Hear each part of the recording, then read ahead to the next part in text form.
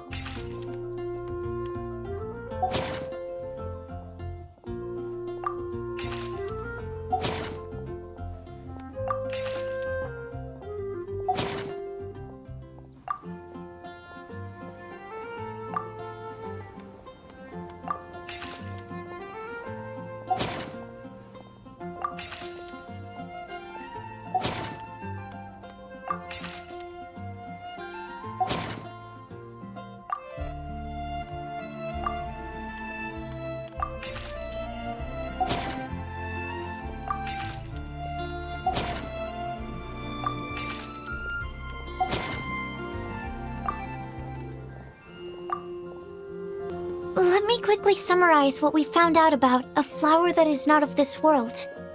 Tainari believes that on closer examination it might be logically paradoxal, while Albedo says that his answer would be better discussed at length in person. As for my answer, I think a clock in the shape of a flower would constitute one that is not of this world. Here's what we've gathered regarding a guide who will never get lost.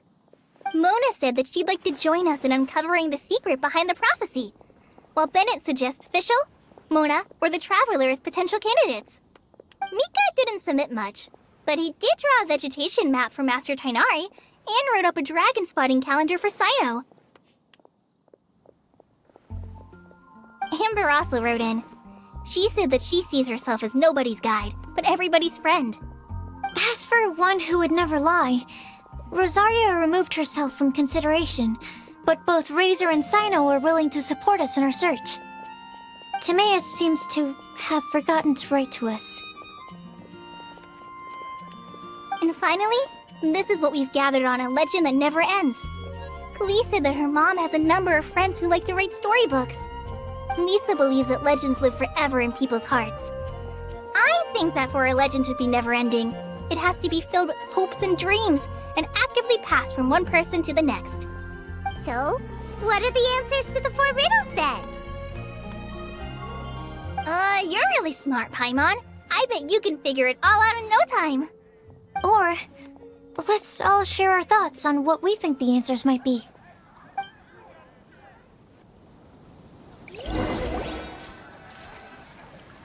Wait! Wait for me! Oh, Timaeus! What brings you here? I'm sorry, I really am.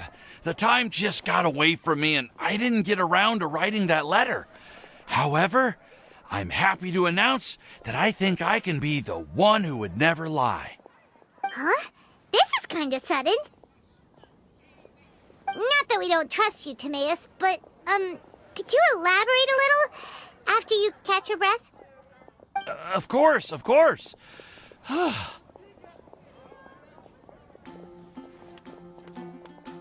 Do you still remember the time I, collaborated with a certain Miss Ying-R? Well, basically, she helped me out a lot with my research into potion making once, and, well, we've stayed in touch through letters ever since. Wait, so Ying-R is the girl from Liyue that Sucrose mentioned earlier? We always assumed you were hard at work every time we saw you at the crafting bench. So you've just been writing letters to Ying-R the whole time? No, I mean, not all the time. I've done some work too. And anyway, our correspondence covers a lot of serious topics, like perfumes, potions, alchemy. Anyway, a few months ago, I made a vow to the heavens that I will be true to myself and never utter an insincere word until the day that I've managed to win Miss Ying-Ar's heart. So, at Star Snatch Cliff, you were picking Cecilia's as a gift for Ying-Ar? Well, that's right. The Cecilia flower is said to represent a once wayward heart, transformed by the power of love. I couldn't think of a better flower to give than that. I know full well that Miss Ying-Ar is far more knowledgeable than I in both the ways of the world and the ways of our craft, but I thought I should make the effort for once and put myself out there. Which brings me to the subject of the last few days and the Windbloom Festival. I thought it was time for me to invite Miss Ying-Ar to Mondstadt. But yesterday, Albedo told me that Sucrose has been working hard to help another girl achieve her dream. Huh? And when I went to take a look at our roster, I saw that she'd done my remaining work for me. I feel incredibly guilty. I've been spending all of my time in my own fantasy world while everyone else has been bending over backwards to help other people. How could I ever hope to be worthy of Miss Ying-Ar's love if I'm so selfish? Oh, Timaeus. And that's why I've decided to join you. But then what about Ying-Ar? Yeah. Haven't you been planning this for over a month now? You said you were gonna invite her to Mondstadt. Well, yes, I did mention in my letters that I'd like her to visit, which is why I just sent her another gift with my hand-picked Windblooms, along with a handwritten letter. I explained that a matter of great importance has presented itself to which I must devote my full attention for the time being. As soon as it's resolved, I'll make haste to Liyue to pick her up in person. I made sure to package the gift and letter with the greatest care. All I can do now is hope that she'll understand. Point being, please know that I sincerely want to support you in this endeavor. Plus, I think I'm an honest person. As far as I recall, I don't think I've told a single lie in my life. Well, you certainly convinced Paimon with that speech. Don't worry, Timaeus. We won't let your determination go to waste. Thank you, Timaeus. Ah, thank you, everyone. I promise to do everything I can to help. Okay, so it looks like we found our one who would never lie. Great! Let's keep it up. On to the other three.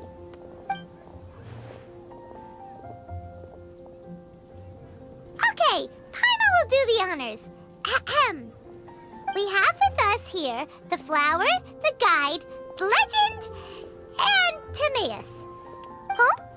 Why did you only say Timaeus' name? You should say my name, too. All right. We also have Klee. That's me! With Klee here, this all somehow feels like we're getting ready for a field trip. There's nothing wrong with a more relaxed atmosphere, is there? Of course. We will soon see if my hypothesis has any merit. Actually, I'm still feeling a little nervous. Me too. But weren't you all fired up just a moment ago? Yeah, you're right. Okay, let's do this.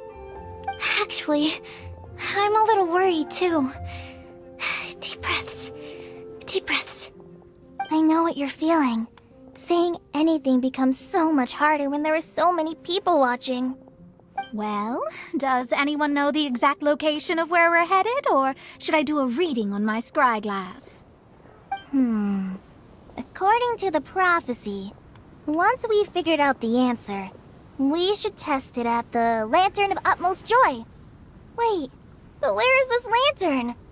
Oh, we know something about that. What?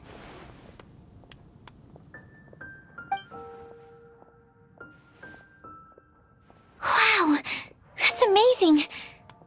You really know how to do everything under the sun. Then we'll let you lead the way.